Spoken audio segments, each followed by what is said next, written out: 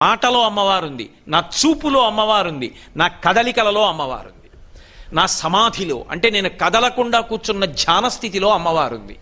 అమ్మవారు కానిదేది ఉంది ఇప్పుడు? ఆవిడ అనుగ్రహం సత్వగుణం వైపుకి వెళ్ళకపోతే ఈ కదలికలన్నీ తప్పుడు మార్గంలోకి వెళ్ళిపోతాయి. నువ్వు పాడవుతావు, 10 మంది పాడవుతారు, అశాంతికి కారణమవుతాడు.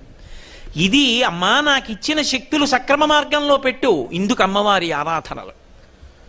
ప్రకృతి నుండి జీవుడి వరకు ఆవిడే కదపాలి సక్రమంగా. ప్రకృతి విలయతాండవం చేసిందనుకోండి, ఉండవలసినట్టు ఉండకుండా మారిందనుకోండి ప్రకృతి, అదే విలయం. గాలి ప్రసన్నంగా కదిలిందనుకోండి సుఖకారకం. వాయు ప్రాణ సుఖం వాయు. వాల్మీకి మహర్షి రామాయణం చేస్తూ అంటారు, అసలు ఉన్నాడు వాయువే.